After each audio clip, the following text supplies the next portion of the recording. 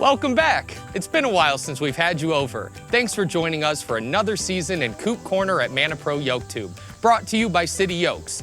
We're still hard at work building a community of the coolest chicks and chickens in the city. We've got a lot of great stuff this season, so pull up a nest and settle in.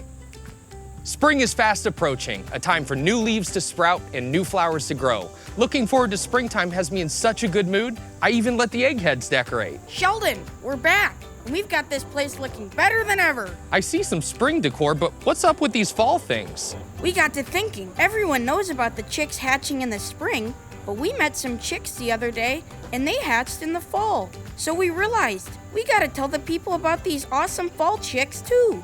That's a great idea. If our viewers aren't quite caught up with our past videos and aren't ready to get spring chicks, they can look forward to preparing for having fall chicks. Luckily, we know quite a few experts who can tell us all about spring and fall chicks. Let's hear what they have to say.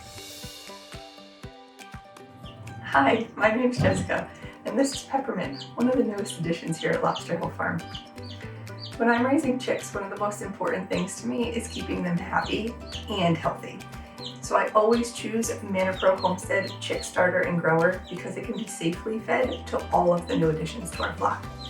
And then I always try to keep on hand a chick stick and a chick grit because happy, healthy chicks are always what's most important to your flock. All right, Sheldon, right off the beak, let's talk the basics. Water. Chicks and chickens both need access to fresh, clean water at all times. Being properly hydrated plays a key role in overall health and well-being for these little ones. Adult chicks and chickens both consume about double the amount of water than what they actually eat. Therefore, without fresh, clean water, their health can be seriously compromised. And now moving on to the fun stuff, chick grit and chick starter. This is what I like to personally feed.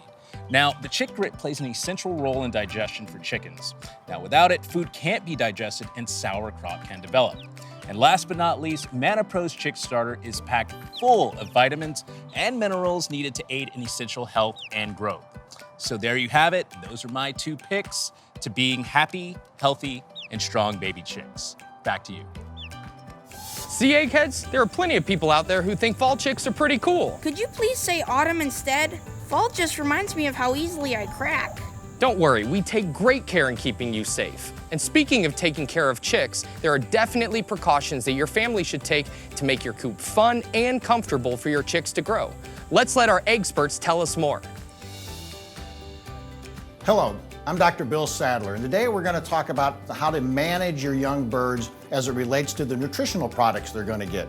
So the thing we want to really understand is we've just put a bunch of toddlers in a brooder operation, and they are going to run around and do lots of crazy things. So make sure that you manage and keep everything very, very clean. So the birds are going to climb on the feeder, they're going to climb into the water, they may defecate in it, they may put bedding pieces in it, and that will then contaminate the water. So make sure at least once, or maybe twice or three times a day, you're checking and perhaps replacing the product or keeping the area very, very clean.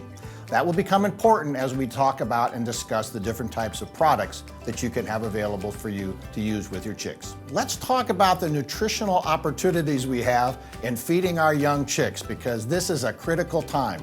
Mother hen has given them a nice yolk to get those first couple days or few hours taken care of, but we want to make sure we've got available and you've made plans ahead of time to have a quality nutritional diet. One of the most popular diets that I think exists in the market today is a non-medicated starter.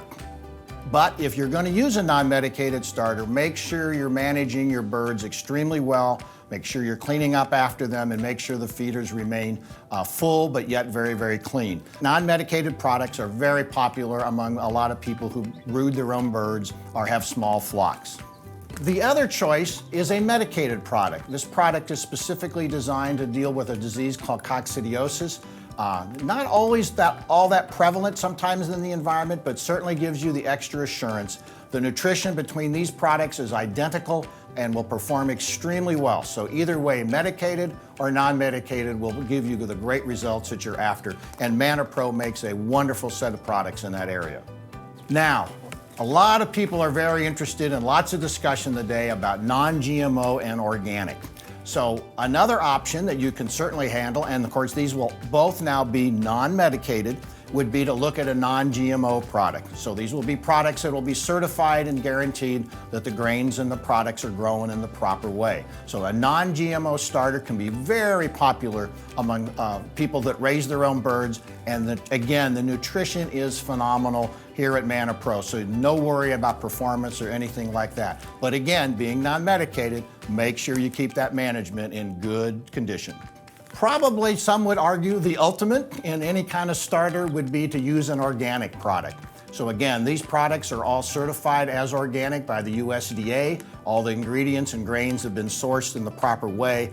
But again, the nutritional levels between all the products we've talked about is extremely comparable, and all of them will perform well as it relates to the growth of the birds and the performance of the birds. But this is a very personal decision, so one you'll want to make and one you'll want to make some days before those young birds arrive. Grit. One of those interesting topics that people who have not raised birds before are wondering.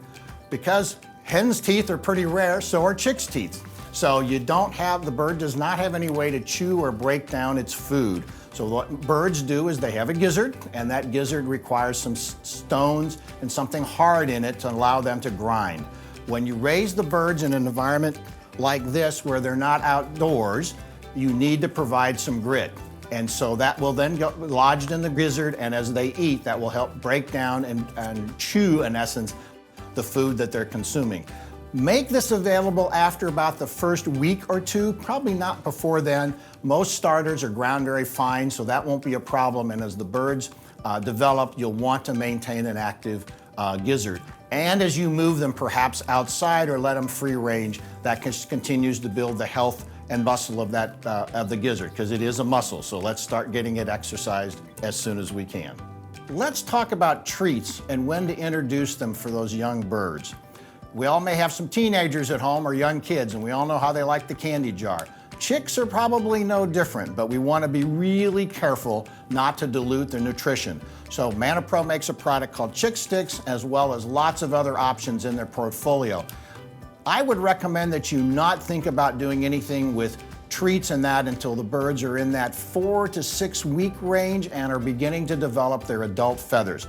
And even then, be very, very cautious to try to keep the amount down to like 5 or 10% of what they're consuming. That'll be kind of hard to calculate, but just be very cautious until they're older or reach that teenagehood or adulthood before we kind of get into doing a lot of treats. Though the Chick Stick is a great fun one because boredom is another issue in the brooder, and so having something available for them to peck on and have some activity around certainly does help. All right, guys, we've had a long day and learned a lot. There's just one thing we have left to do. I hope you don't think we are cleaning up the party. I would, but I could really use some incubator time right about now. I meant we just have to say goodbye to everyone at home. Then I'll tuck you all into the incubator so you can grow strong. There's a lot to raising your own backyard chickens, so make sure you hit subscribe and catch up on last season's episodes. We're hatching some big plans to teach you everything you need to know about backyard chickens, so you won't want to miss a video. Until next time.